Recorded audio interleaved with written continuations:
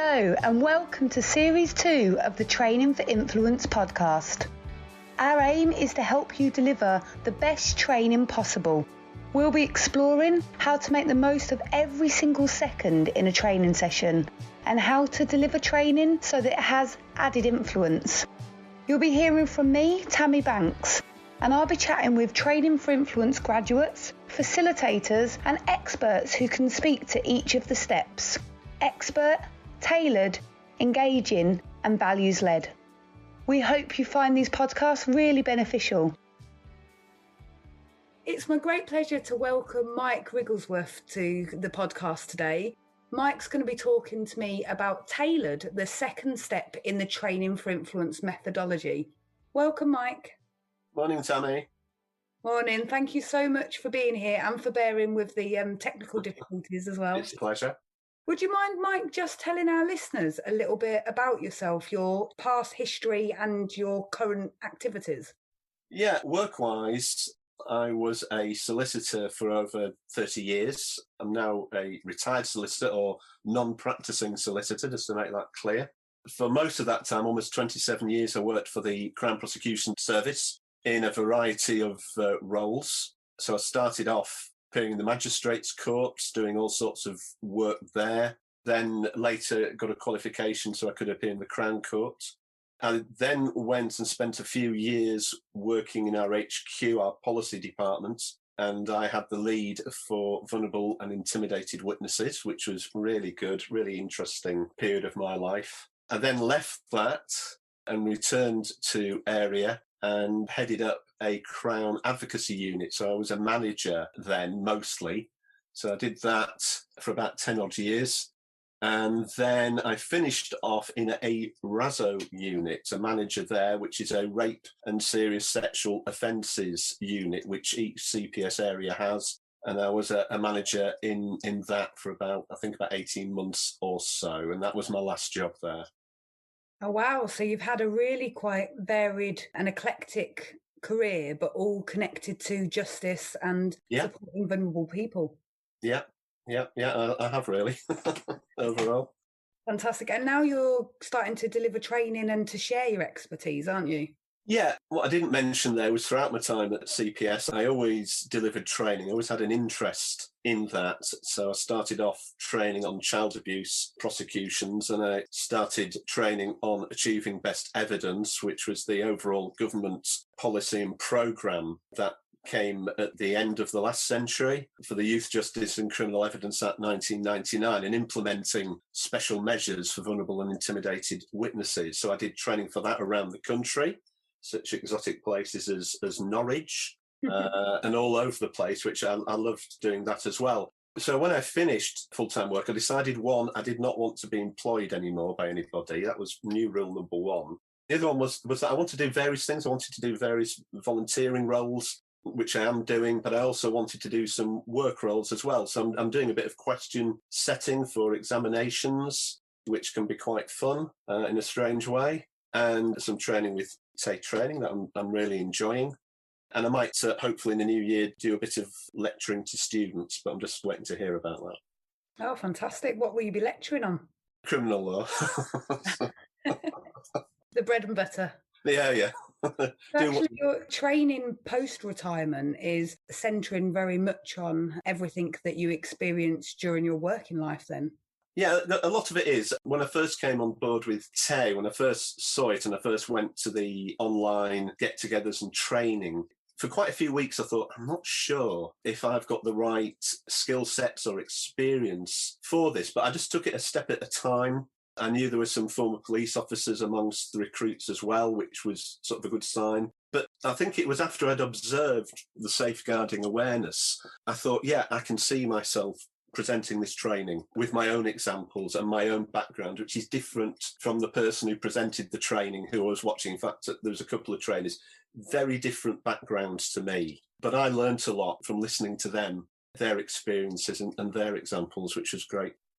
It's really interesting because I know when we're running the Training for Influence, Train the Trainer course, all of the trainees, so yourself as you're discussing then, always really value going and observing other people delivering. But what's really interesting is we always hear back from those people who were delivering that day saying actually how much they valued the perspectives of the trainees as well, because obviously you chat at break and lunch and sometimes there's some involvement in some of the breakout rooms and things like that. And it's always really interesting for me to hear how much they have really valued having trainees with different experience in as well.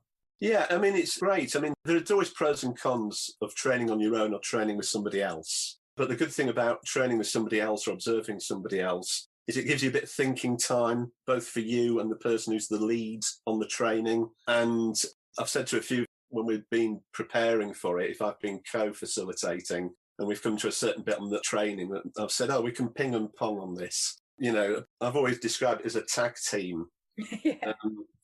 Right, you take over. I just need to sort of gather my thoughts for a few minutes. Or you can sort of sense it with the other trainer, and the other trainer just needs to think, where are we now? What time is it? Right, okay, we just need to perhaps alter course a little bit here. So, yeah, really valuable. And as I say, just learning from the other facilitator, but also the people on the course, because the audience, for want of a better term, with Tay is so different from the people I've trained in the past.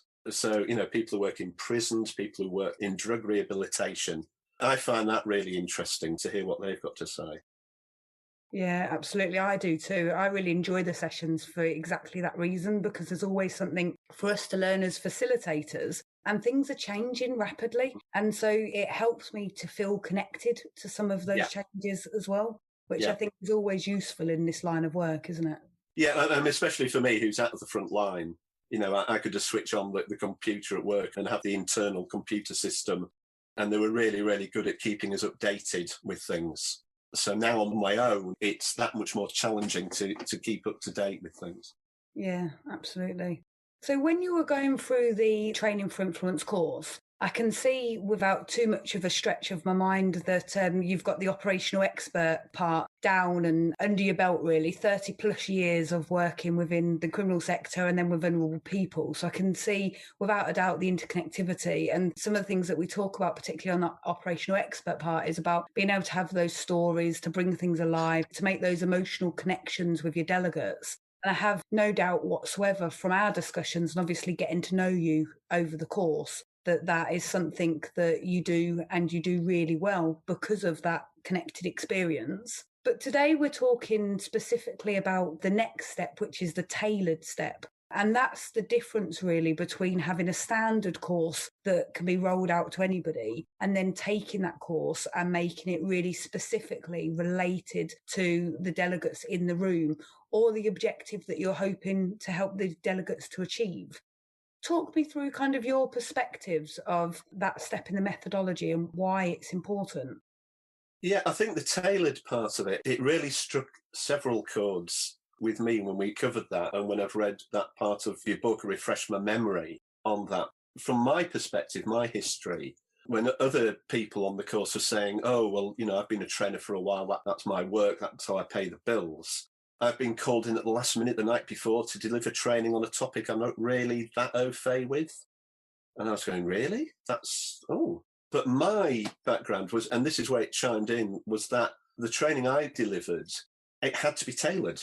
It had to be tailored. So in your book, you're talking about the legislation, keeping up to date. Well, as you might expect with a group of lawyers, it's really important to keep up to date with the legislation. And it's a movable feast. It's always changing. When to enforce?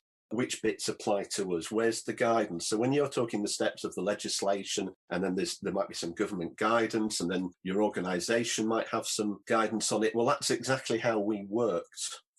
And the people I delivered to were people doing the same job as me or allied jobs. So again, when you talk about the organisation, what are their aims and objectives? Well, I knew that because I worked for them. But I would go through my delegate list, because sometimes people came from other parts of the country, I didn't know them. And I'd see, well, what job did they do? Because they weren't always lawyers. They might do another job within the organisation. So I had a feel for where they were coming from and perhaps what they wanted out of it. So the whole tailored side of it was something I've been doing for a long time. And to be fair, it was something that the organisation I worked for did, and I think that bit was done well. So yeah, I totally get that and agree with it. Yeah, and I can see there kind of why it's always been fundamental within the line of work that you've been doing, specifically because of the subjects that you've been sharing. Yeah. And also the real need to be up to date and relevant with everything that you're doing, because you're representing other people from that perspective, aren't you? Absolutely, because, you go into court, the judge is not going to be impressed if you don't know what it is. And quite often judges will say to advocates, I just wonder if you can help me on this point, Mr. Wrigglesworth. What is the latest case law on this?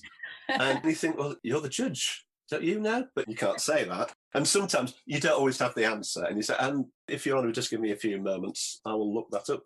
Yes, of course. All very polite. So, yeah, you literally have to think on your feet. And whilst you don't have all the answers necessarily, if you don't have the answer, if you're not sure, then you've got to know where to look. Yeah. That was a mantra for us, you know where to look if you don't know the answer. And for goodness sakes, don't give an answer that's wrong, because that could just be disastrous. Yeah. And actually, I think that's a real learning point for anybody who facilitates training with regards to don't give an answer that's wrong. And I remember this quite acutely from when I was first delivering training. You feel this pressure that you should know everything, and that you're there as that font of knowledge. And it's not until, or at least for me, it wasn't until I relaxed into my ability as a facilitator that I accepted and recognised that I don't need to know everything. In fact, whichever subject I'm talking to, the chances are that there's people in the room who have similar knowledge, some more extensive knowledge. I quite often do safeguarding refreshers, for instance, with people who have been operating within the field of safeguarding for far longer than I have, in years and across different sectors. And I think there comes a point within your professional life from facilitating training, and I think your example means that it needs to happen sooner within the sector that you're talking about here, or the training that you're talking about. But I know from my perspective as a kind of more general trainer, it took me a while to be confident enough to say, actually, I'm not sure. Does anybody else in the room know? Or I'm not sure. I'll go find out about it and I'll come back after lunch. And now that doesn't bother me at all. In fact, if when I'm observing people against the training for influence methodology to assess them, if they say something like that, I always see them go red in the face as they're trying to second guess whether I think that's a good or a bad thing, as I'm writing, literally drawing gold stars on their bit of paper, because it's such a powerful realisation, I think. Yeah, I mean, I used to work to a tough crowd. There were usually a whole bunch of lawyers, and lawyers like to show off. So, there'd always be somebody say, I don't think that's right, Michael. I think you'll find that's section 3, not section 4. Yeah. Not always. I mean, usually pretty good, but you knew you had a very informed audience along the same lines that you worked. Obviously, with Tay, it's different, because I know, if people, for example, are working in prisons, then, well, I've never worked within prisons. I've not had to deal with situations in prisons. I can give them examples to illustrate a point, but it won't be, I mean, hopefully they'll be illustrative and useful to where they are. But obviously I can't say, oh, yes, I had a similar situation on D-Wing, because, I've never been on D-Wing. So there we have it. Yeah, exactly. So if we're thinking of that layering pyramid, which is in the book, so if any listeners are interested, then in the book there is a pyramid where it shows all the different layers that we follow when we're tailoring a course within the methodology. And Mike kind of explained earlier how that legislation is that bottom rung of the pyramid. And then it talks about guidance and things. And then it goes up into quality assurance and expectations and monitoring expectations and things like that, which again are all externally informed. Exactly as the examples you were given there, Mike, all of that stuff is externally informed and should form that bedrock of your training course. Whatever your training course is, they should be the first place you look, really, to start building that bedrock. We won't have any legislation guidance, or in some cases any quality assurance in some subjects that we're delivering, but it certainly is the first place to look, connected to those objectives.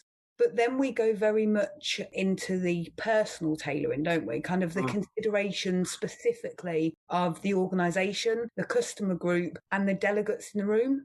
from your, I guess, your historic experience of training and your more recent experience of training, how important is that top level tailoring to the people that are specifically in the room? I think it's really important. And it's not just from your own experience, it's looking at what's happening in the news, for example. So I know on training I've been involved in with Tay, there's quite often been discussions or me or co-facilitator saying about the lockdown in the context of domestic violence, for example, how there's been at least one recent report that I've drawn people's attention to about the effect of lockdown and COVID on domestic violence, things like that, that people can look at later that they might not have heard about because it's come out very recently. So recent reports into safeguarding issues that keep people really current in the sort of work that they're doing. And it may also be some news stories that you come across. You know, you can say to people, well, come across this. Have you heard about that? This illustrates this particular point, I think, very well. I've always done that historically when I've been delivering training. I've always looked out for things that I can use.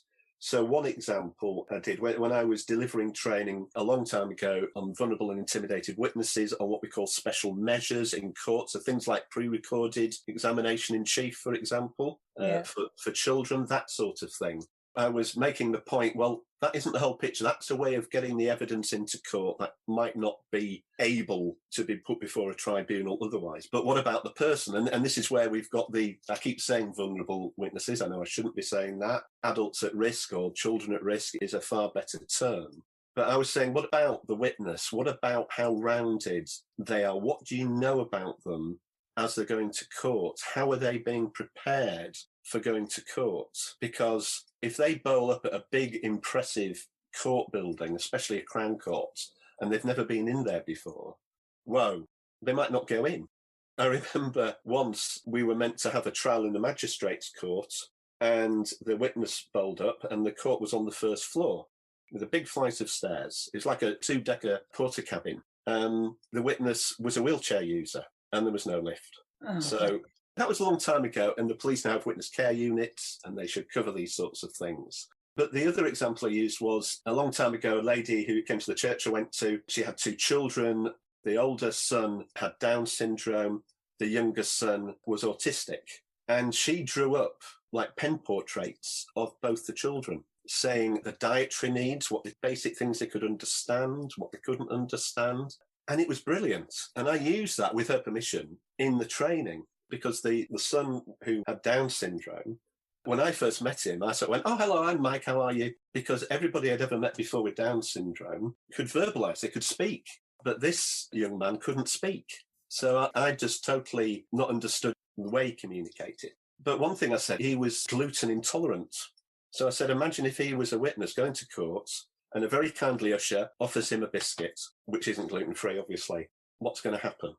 So that was sort of drawing the example totally out of my, work environment, but something I knew about from somebody else. Yeah. To give them the example about if you're going to do it properly and give witness care the attention it needs, you basically need a far fuller understanding of the witness so that they can achieve their best evidence at courts, which was the end goal. Yeah, no, absolutely. So that kind of gives some really good examples there of how you can tailor it from that bedrock with regards to that information that isn't going to change. That kind of, I guess, evidence-based information is at that bottom level, isn't it? And then bring in your own experiences, but tailor them to the understanding of the people that are in the room so that they connect with them from that element as well and bring that strength of, I guess, just strength of understanding, really, because that's what we need when we're in a training. We need the subject matter to be brought alive enough that we have that real understanding of how this can make a difference. Yeah. And then what about that final level of tailoring with regards to actually who's in the room with you and what they need from you? So I know with the Training for Influence methodology and therefore all TAY courses, before any subject is delivered, there's a phone conversation or nowadays a Zoom or a team conversation that's specifically with the team manager of the organisation that the training session's been delivered for. And within that conversation, it's very much about finding out about that team and why was this training booked and what are you trying to achieve within it?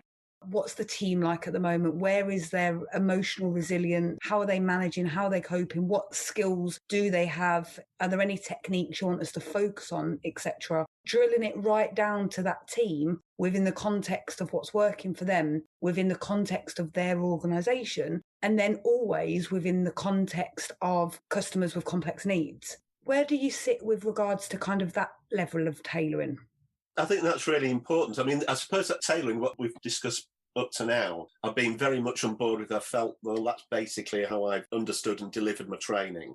Obviously, this bit is different for me because it didn't work that way in CPS. But obviously, when you are dealing with external organisations, it's critical because if you're internal, you know things, you might know people, you should know what the score is, what the position is. Obviously, when it's to an external organisation, you don't. So I think it is really important to drill down to that level because otherwise you're going to have people who are disengaged. And I mean, we've all had that. We've all had somebody staring out the window, not engaging with you. But with the training that I've done with Tay, when it's been an organisation I didn't know about before, as you put in the book, I've not been designing the course, but I've been looking at what that organisation is, what it does. Is it housing? What is it? So I need to have an understanding. And obviously, the way you've structured your training, there are the parts about their policy and their objects. So you can bring it round or you can ask people about that side of things. You tell me how that's going to impact in your work. And just to make sure that the examples you use from your professional life are ones that, whilst outside their area, that it's going to hit a chord with them.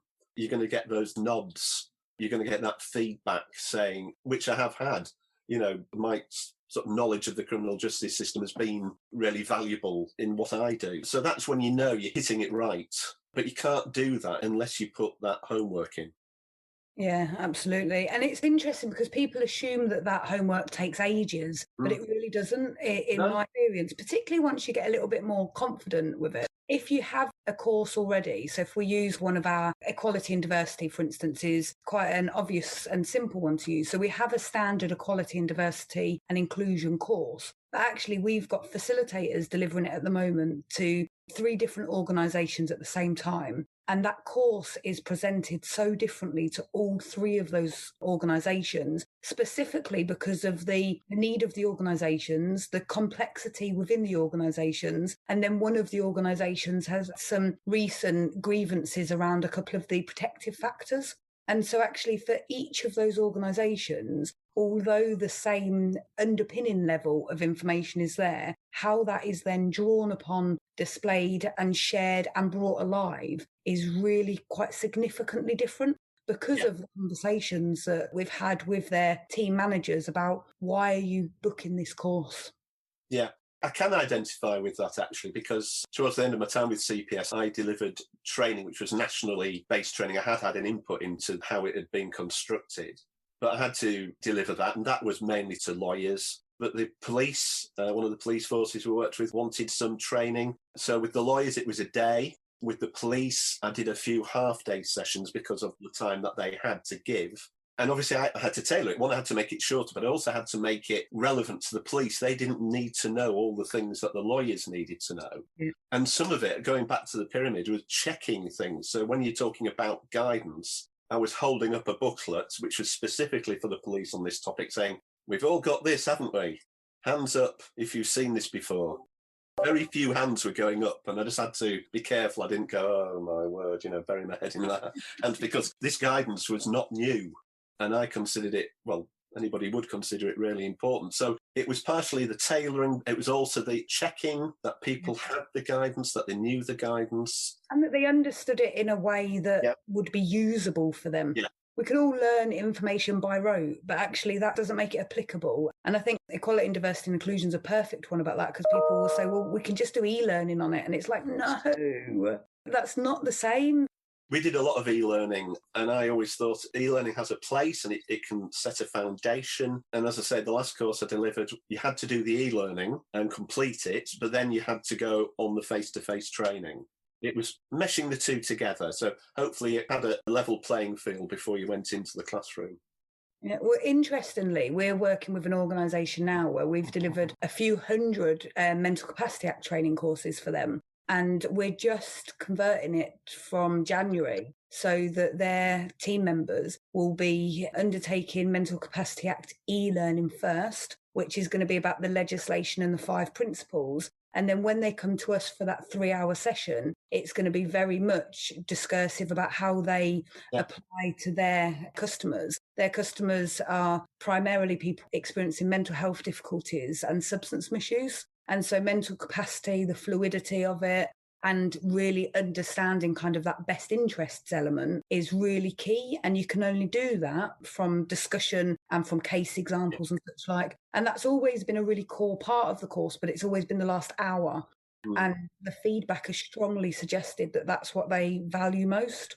So they're going to do we're calling it pre-learning. They're going to do that for about an hour and a half prior to coming on the course.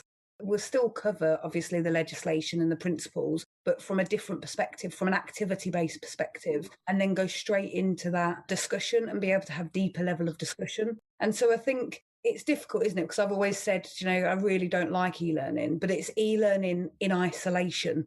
But when you're tailoring towards an organisation and that organisation can invest in 3 hours of the staff time and they can't invest much longer than that, if you can then tailor what you're delivering so that in that 3 hours they're getting everything they need, if that includes some of that pre-learning, then that's just as beneficial from that perspective. Yeah, absolutely. Yeah, I do agree with that.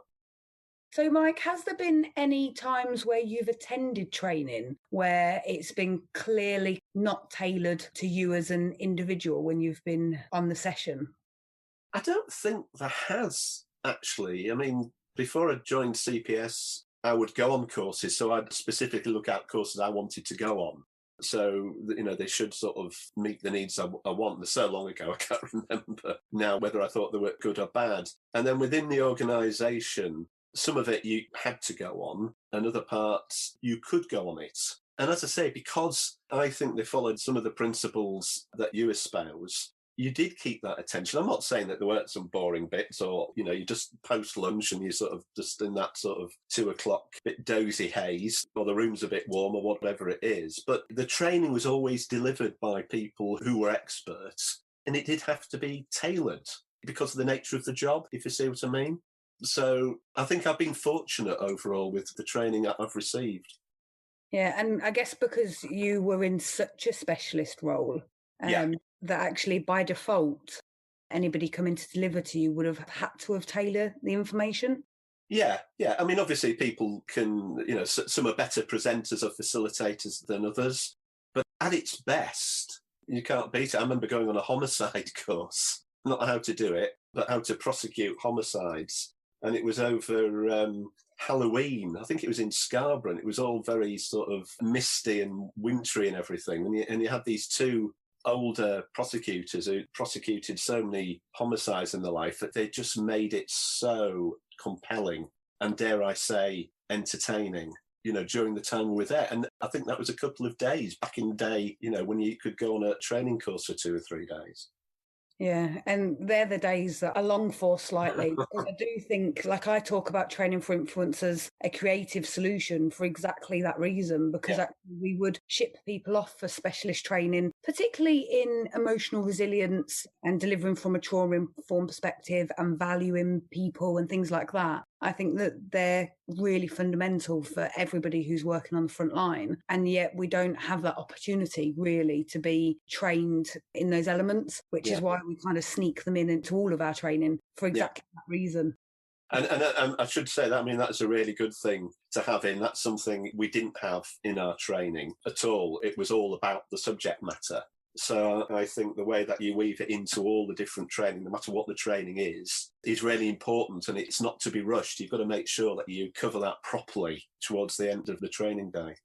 Yeah, no, absolutely. And it's that drip, drip, drip effect, isn't it? If we do that every single session, then actually that builds upon itself. And then hopefully people start believing it. Hopefully. So, Mike, is there anything you'd like to say just to finish off to our listeners about the importance of tailoring a session that you're developing and you're going to deliver for other people? Yeah, it's really critical, and it's something that makes it personal as well. It makes it something of your own, even if you haven't developed training yourself. It just gives it that, and it can give a hook. I think if you give the right examples, especially in the training, and ensure that the examples used are tailored to the people on the course, that's what they're going to remember. They're going to remember that story, that example, that amplification. Yeah. That's what they're going to take away. That's what they might tell their partner or whoever when they get home. What was the training like? But, this person told me this story and it was compelling. That's what's going to stick in their memory, and hopefully they'll use it in the work. Yeah, absolutely. That emotional learning, that storytelling, but from a perspective of meeting them where they're at and then building upon that. So, no, that's brilliant. Thank you so much, Mike. It's been lovely to talk to you today. I love talking about the methodology anyway, but it's brilliant talking to somebody with such an interesting history to share as well. Thank you. If you'd like to connect with Mike or find out more about him, then you can find him over on LinkedIn as Mike Wigglesworth, and we'll be delivering multiple courses for Tay in the near future. Thanks so much for listening. We hope you found this podcast both useful and enjoyable. If you'd like to access any of the free resources mentioned, assess your training against the methodology, or find out more about the Train the Trainer programme, please head to our website, trainingforinfluence.co.uk. And to finish, I'd just like to say, I truly believe that facilitating training is both an opportunity and a privilege. So thank you for recognising that effective, values-led training can make a real difference to delegates, to organisations, and ultimately to people accessing frontline services.